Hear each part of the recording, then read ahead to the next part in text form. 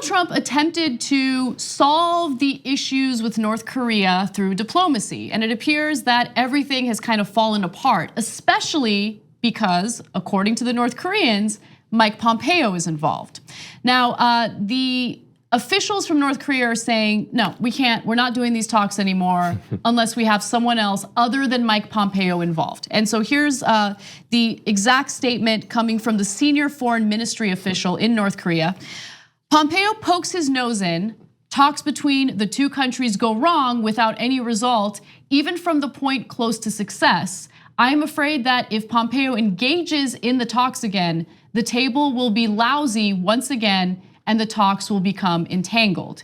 Now, I'm guessing that there was a direct translation from what he said, which is why that sounds a little weird. But what he's essentially saying is, I don't want to deal with Pompeo anymore. He's making this situation more difficult than it needs to be.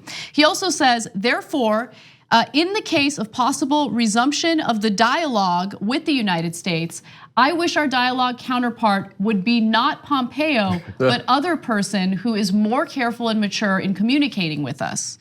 So look, this is kind of a disastrous story because now there are talks happening between Russia and North Korea, not about denuclearizing, but about easing some of the burdens that North Korea is facing because of the sanctions.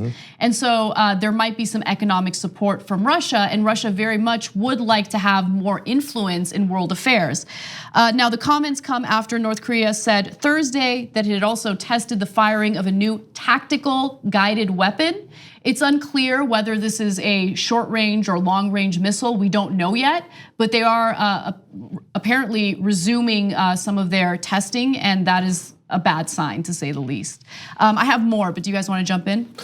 Yeah, I mean, it's always difficult to talk about the situation with North Korea because you hear a statement like that from the minister in North Korea, and your immediate instinct is to just be like, oh, whatever. I mean, it's just some North Koreans, whatever. But the reality is, if you look at the bigger picture, the biggest obstacle to peace on the Korean Peninsula, which is possible, it's very, very possible. The biggest obstacle is the United States at this point, because it seems very clear that both North Korea and South Korea, crucially, are the ones pushing this forward.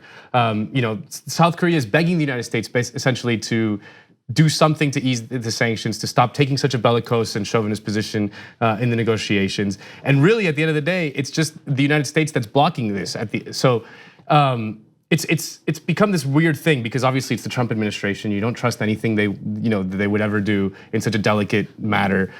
But dialogue should be encouraged rather than their worst instincts, which is to be ever more violent and aggressive and belligerent against a country like North Korea. Like, we should be encouraging the exact opposite. Yeah, I agree in that approaching it from a more diplomatic standpoint is much more effective rather than doing what the United States is known for doing, right? Which is going into other countries, meddling, threatening military action. Guns blazing. In a lot of cases, actually carrying out military action. But one thing I do want to add is, look, in order to understand our modern day conflicts and modern day foreign policy decisions and international relations, you have to look back at things that have happened historically that have not only gotten us to this point, but also help us understand the psychology of world leaders. And so with North Korea, yes, I completely agree that Kim Jong-un is not a good person at all. He's a terrible person. None of these people are good people, though. None of them are. But one thing that I do want to point to is, if you want Kim Jong-un to denuclearize, what is his incentive? So, okay, lifting the sanctions is an incentive, but if he completely denuclearizes, if I were Kim Jong-un, I would think to myself, this is the United States of America. What have they historically done? And what are they trying to do currently? And it's regime change. Yeah. I mean, if you completely disarm, who's to say that the United States isn't gonna come in and try to, push for regime change in your country? And so I think that's part of the reason why Kim Jong-un is unwilling to denuclearize. I know I'm being way too pessimistic. This is just my prediction. No. But I'm gonna go ahead and assume that he'll never denuclearize. No, you're being way more fair than anyone in the American media usually is when talking about North Korea. I mean, it's perfectly logical and rational for Kim Jong-un to be very skeptical of the US's motives when it comes to denuclearization. I mean, like we tend to paint him as this like insane madman, that is just being completely crazy. But really, at the end of the day, it is the most logical thing. I mean, the United States destroyed North Korea not that long ago. Killed millions of people in the Korean War, completely flattened their country. And like that wasn't. There's people alive that still remember it. It's not like it was ancient history. So it's perfectly rational for them to want the nuclear weapons program because the United States is not going to mess with a country with nuclear weapons. So the argument you just made is an argument that a political scholar named Kenneth Waltz makes. No, it's true. So, and look, I'm not trying to say, oh, everybody nuclearizing is a great idea. Of course not. But his argument is, world leaders, and there's a flaw here. He assumes that everyone is a rational actor, and if everyone has nuclear weapons, well, they understand what it means when you use a nuclear weapon. And so you think about the consequences, and that deters you from actually using those weapons. But in the case of Kim Jong-un, he might be a bad person, but I do think that to some extent he's a rational actor here. And the reason why he's a rational actor is because he's thinking about the consequences of denuclearizing, and he's looking at the history of the United States and what we've historically done. Gaddafi denuclearized and they killed him. First of all, when it says North Korea says it no longer wants to deal with Pompeo, North Korea, neither do we. We would love let's just make a deal. He can go, Trump can go. But the funny thing is, then he goes, they want talks with someone who is more careful and mature, which obviously is not Trump. So I found it very funny that they don't want to deal with this guy. Pompeo's a hawk, we know that. I agree with you guys 100%. We don't try diplomacy because that's what the military-industrial complex is. We need wars, we need to go to war, we need to sell our weapons. And so the same thing goes, again, as an Iranian American, like I do not like the current government of Iran. I feel there's a lot of negative stuff there, but we've tried for 40 years to butt heads with them, and we tried diplomacy for a minute, and then we pulled right out. And my understanding of what could have happened is if we used diplomacy to bring them into the world economy, then we might have had a little more influence to make them change and evolve and have a freer country in Iran and have the people of Iran be free and have the people of Iran get what they deserve as opposed to this current government that they have. And I think North Korea plays into that.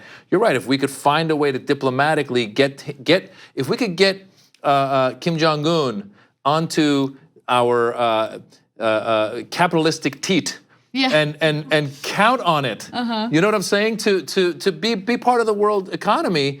And then when you start playing with some of this stuff, then you have a little more control, and maybe also his people then see a little bit of this, what we're trying for, as opposed to just continue to butt heads and going nowhere. There's always this talk about Kim Jong-un is not a nice man. He's not a good man. None of these people are good men. I mean, grow up. You can't negotiate with your friends. I mean, that's easy. You have to. The hard part is negotiating with your enemies, people who are not good guys. No world leader is a good guy. Come on, we like to strong arm our friends. I like Angela Merkel. I like Angela. I gotta tell you, I like Angela.